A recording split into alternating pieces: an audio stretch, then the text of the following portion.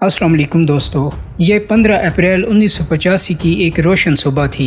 8 बजने वाले थे।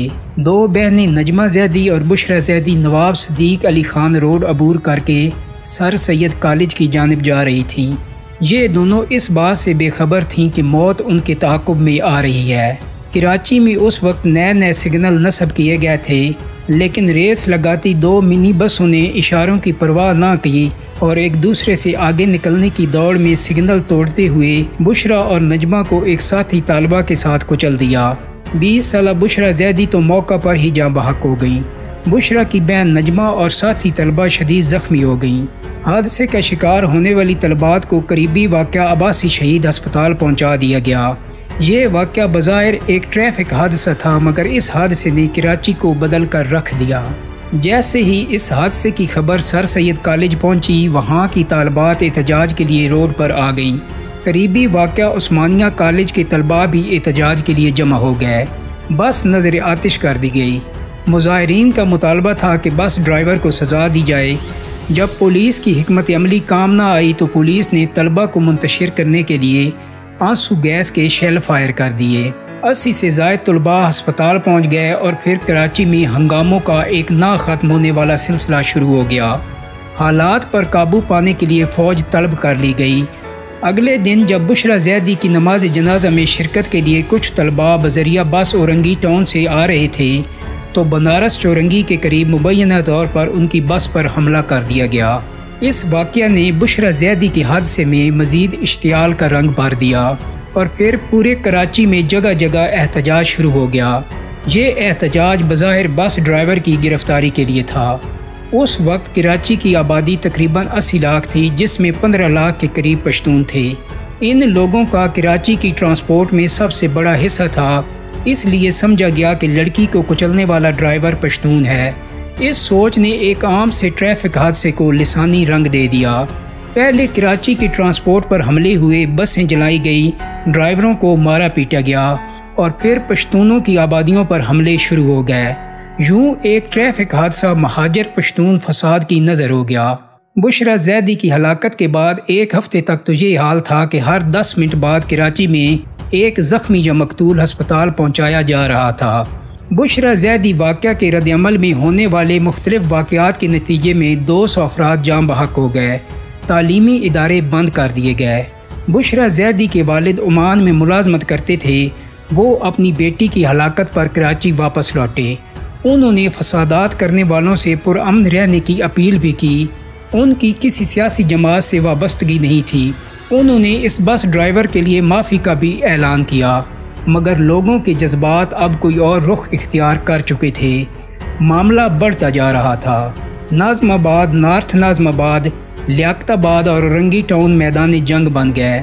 नफ़रतों को हवा देते नामालूम अफराद की जानिब से शाया होने वाले पश्तूनों के खिलाफ नफ़रत अंगेज़ पम्फलेट्स शहर में गर्दिश करने लगे। इन पम्फलेट्स ने जलती पर तेल का काम किया। इन दिनों पहली दफ़ा नौजवानों के हाथ में असला देखा गया। ये असला उनके हाथ में कैसे आया, आज तक इसका पता नहीं चल सका। 1990 के बाद से बुशरा जैदी की फैमिली का भी कुछ पता ना चला। वो लोग शायद कराची भी छोड़ गए, मगर कराची इस हादसे के बाद आज तक नहीं बदला। बुशरा जैदी के हादसे के असरात कराची पर अब भी बाकी हैं। दोस्तों, कहा जाता है कि जिस ड्राइवर को पख्तून कहकर लिसानी फसादात का आगाज़ किया गया, वो दरअसल आज़ाद कश्मीर का रहने वाला था। उसकी कौमियत की तस्दीक की ज़रूरत ही महसूस नहीं की गई। 10 साल जेल में रहने के बाद वो ड्राइवर भी रिहा हो गया। इन दिनों कराची में आल पाकिस्तान महाजिर स्टूडेंट्स ऑर्गेनाइजेशन अपनी सियासी शनाख्त के साथ महाजिर कौमी मूवमेंट के रूप में सामने आई। बुशरा जैदी के वाक़या के बाद महाजिर कौमी मूवमेंट की मकबूलियत आसमान की बुलंदियों को छूने लगी। इस एक वाक़े ने कराची के लोगों की सियासत को बदल कर रख दिया।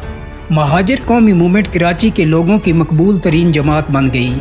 कराची में फसादात का वो सिलसिला शुरू हुआ कि कराची फिर कभी ना संभल सका। ज़ियाउल हक के बाद बेनज़ीर भुट्टो वज़ीर-ए-आज़म बनी और उसके बाद नवाज शरीफ। दोनों को कराची के यही हालात विरसे में मिले थे। दोनों अपने अदवार में इस पर काबू पाने की कोशिश करते रहे, लेकिन हालात बजाय ठीक होने के मज़ीद ख़राब से ख़राब तर होते चले गए। शुरू में दो ग्रुपों का तसादम अब चौमुखी लड़ाई में बदल चुका था। اب MQM اور پشتونوں میں ہی نہیں بلکہ MQM اور پیپلز پارٹی میں بھی خوفناک تصادم جاری تھا۔ فرقہ وارانہ انتہا پسند گروہ بھی متحرک تھے جن کا نشانہ امام بارگاہیں اور مساجد بن رہی تھیں۔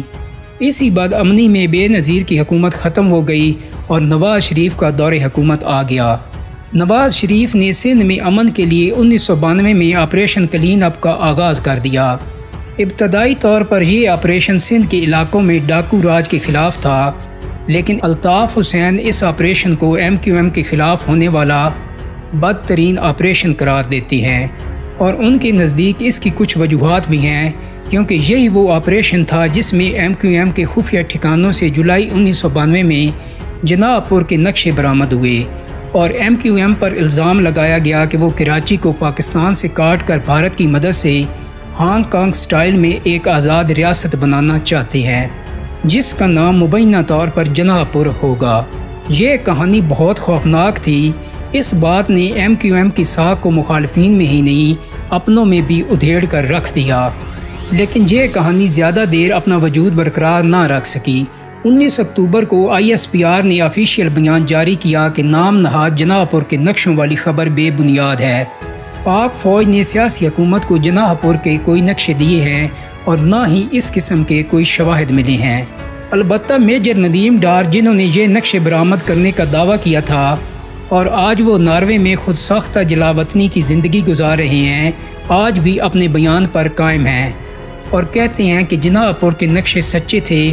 انہیں برآمد کرنے کے جرم میں متحدہ نے ان کا گھر جلایا اور ان کے بیٹے کو بھی قتل کیا۔ یہی وہ آپریشن تھا جس میں متحدہ پر الزام لگایا گیا کہ انہوں نے میجر کلیم سمیت 3 فوجی اہلکاروں کو اغوا کر کے تشدد کا نشانہ بنایا۔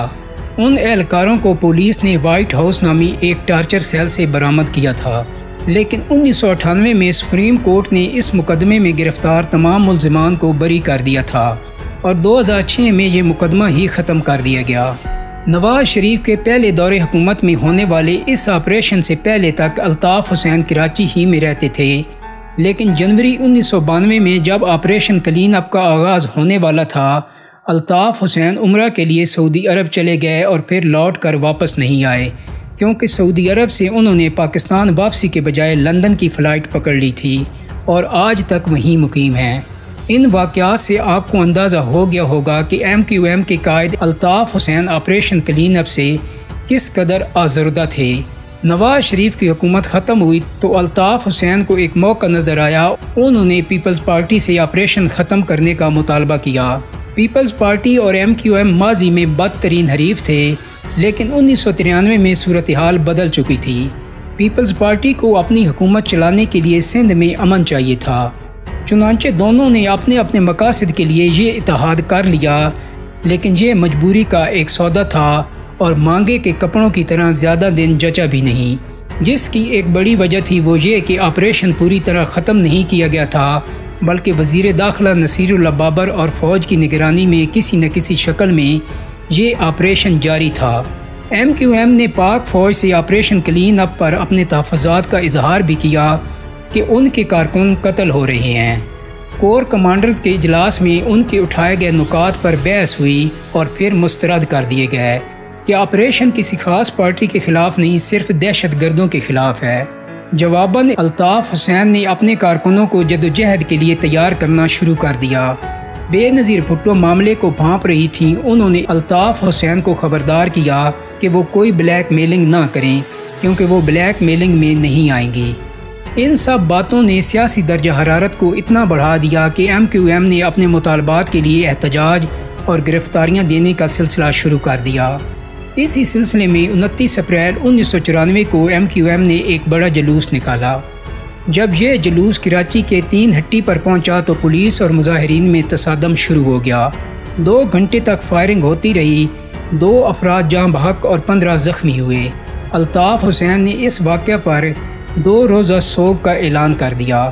اس سوگ کے دوران پھر 35 سے زائد گاڑیاں جلائی گئیں، بینک لوٹے گئے، انسانی جانوں کا ضیاع ہوا اور فوجی دستوں پر کھلے عام فائرنگ کی گئی۔ نتیجتاً شہر میں امن و امان کے لیے فوج کو طلب کر لیا گیا، کیونکہ اب MQM نے باقاعدہ ہتھیار اٹھا لیے تھے۔ 4 مئی کو MQM کے مرکز عزیز آباد پر صبح سویرے پولیس، رینجرز اور فوج نے چھاپا مارا۔ فاروق ستار سمیت 200 سے زائد افراد کو حراست میں لے لیا گیا۔ الطاف حسین لندن میں تھے، ان کی گرفتاری کی کوششیں بھی ہونے لگیں۔ انٹرپول سے رابطے بھی کیے گئے۔ الطاف حسین خود بھی واپسی کے بیانات دیتے رہے، لیکن نہ تو وہ واپس آئے، نہ انٹرپول کو انہیں لانے پر راضی کیا جا سکا۔ بے نظیر ان حالات پر قابو پانے میں ناکام دکھائی دیتی تھیں، بلکہ وہ خود کئی بار کہہ چکی تھیں کہ کراچی میں گوریلا جنگ جیسا ماحول ہے۔ دہشت گرد اتنے طاقتور ہو گئے تھے کہ رینجرز جنہیں شہر کی حفاظت کے لیے بلایا گیا تھا وہ بھی محفوظ نہیں رہے تھے۔ 22 دسمبر 1994 کو 4 رینجرز اہلکاروں کی تشدد زدہ لاشیں کراچی میں جھاڑیوں سے ملیں تو کوہرام مچ گیا۔ حکومت نے اس کا الزام بھارت پر لگایا اور کراچی میں بھارتی قونصل خانہ بند کرنے کا حکم جاری کر دیا گیا۔ کراچی میں اس کی ذمہ داری بے نظیر بھٹو نے وزیر داخلہ نصیر اللہ بابر کو سونپ رکھی تھی۔ وہ سابق اعلیٰ فوجی افسر تھے۔ رینجر اور پولیس کی مدد سے انہوں نے شہر میں جو اقدامات کیے، ان میں پولیس بھی ان کے ساتھ تھی اور پولیس کو انہوں نے مبینہ طور پر ماورائے عدالت قتل کے لیے بھی استعمال کیا۔ سب سے مشہور قتل اس شخص کا تھا جسے نصیر اللہ بابر MQM کے دہشت گردوں کا کمانڈر کہتے تھے اور اس کے سر کی قیمت 15 لاکھ مقرر تھی۔ 2 اگست 1995 میں اسے ساتھیوں سمیت کراچی ایئرپورٹ کے قریب پولیس مقابلے میں مار دیا گیا۔ الزام لگایا گیا کہ یہ دہشت گرد ایئرپورٹ پر طیاروں کو نشانہ بنانا چاہتا تھا، لیکن اس کے گھر والے کہتے ہیں کہ اسے کچھ دن پہلے ہی گرفتار کر لیا گیا تھا۔ مارا جانے والا انتہائی مطلوب دہشت گرد فاروق دادا تھا، جس کی بیوی شازیہ فاروق بعد میں رکن سندھ اسمبلی بھی بنی، اور وہ ایئرپورٹ تھانہ انچارج جس نے فاروق دادا کو مقابلے میں مارا تھا اس کا نام تھا انوار احمد خان، جو اب راؤ انوار احمد کے نام سے مشہور ہے۔ فاروق دادا کا قتل MQM کے لیے بہت بڑا سانحہ تھا۔ شاید یہی وجہ تھی کہ اگلا دن کراچی شہر کے لیے قیامت سے کم نہیں تھا۔ اورنگی ٹاؤن میں ایک کوچ میں 12 لاشیں اوپر تلے اس طرح سے ملیں کہ سب کے سر پر گولیاں تھیں اور جسم چھلنی تھے۔ ایک رات میں درجنوں لوگوں کو اغوا کیا گیا، جن میں سے بیشتر کی لاشیں شہر کے مختلف حصوں سے ملیں۔ مرنے والوں میں سے بہت سے وہ مزدور تھے جن کا تعلق کسی سیاسی جماعت سے نہیں تھا، بلکہ وہ مختلف شہروں سے مزدوری کرنے کے لیے کراچی میں آئے تھے۔ یوں لگتا تھا جیسے آصیب زدہ شہر میں کسی کو خوف و ہراس برقرار رکھنا مطلوب تھا۔ اس سب کا سیاسی نقصان تو ہو رہا تھا، لیکن پاکستان کا انٹرنیشنل امیج بھی بری طرح متاثر ہو رہا تھا۔ وہ یوں کہ اگلے سال کرکٹ ورلڈ کپ کے کچھ میچز کراچی میں بھی ہونا تھے، جس کے لیے دنیا کو دکھانا ضروری تھا کہ کراچی ایک پرامن شہر ہے۔ شہر میں کچھ امن ہونے کو تھا کہ ایسے میں امریکی قونصل کے 2 اہلکاروں کو دن دہاڑے گولی مار کر ہلاک کر دیا گیا۔ اس واقعہ سے معاملہ انٹرنیشنل ہو گیا، چنانچہ سیکیورٹی اداروں نے کارروائیاں تیز کر دیں، یعنی گرفتاریوں اور مبینہ طور پر ماورائے عدالت قتل کے واقعات بڑھ گئے۔ اس کے بعد شہر میں کچھ دیر کے لیے بدامنی میں کمی بھی آئی، لیکن پھر ایک اور بڑا واقعہ ہو گیا۔ 23 نومبر کو وزیر اعلیٰ سندھ عبداللہ شاہ کے بھائی احسان علی شاہ کو ان کے بنگلے کے باہر گولیوں سے چھلنی کر کے ہلاک کر دیا گیا۔ اس واقعہ کے تقریباً 2 ہفتے بعد الطاف حسین کے بھائی ناصر حسین اور بھتیجے عارف حسین گھر سے غائب ہو گئے۔ الطاف حسین کا کہنا تھا کہ انہیں گرفتار کر لیا گیا ہے، لیکن رینجرز نے ایسی کسی گرفتاری سے انکار کر دیا۔ واقعہ کچھ بھی ہو، لیکن اگلے دن ان کے بھائی اور بھتیجے کی لاشیں کراچی کے علاقے گڈاب سے ملیں اور شہر ایک بار پھر خوف کے سائے میں لرزنے لگا۔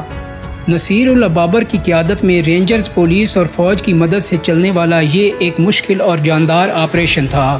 اس آپریشن سے 1996 میں کسی حد تک امن واپس آیا، لیکن اب پلوں کے نیچے سے بہت سا پانی بہہ چکا تھا۔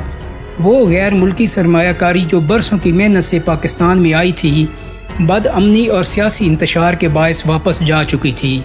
صرف کراچی سٹاک ایکسچینج میں 102 ارب کی سرمایہ کاری جو اس زمانے میں اور آج بھی بہت بڑی رقم ہے، وہ بھی واپس چلی گئی، اور یوں کراچی ان واقعات سے ایسا بکھرا کہ آج تک سمٹ نہیں سکا۔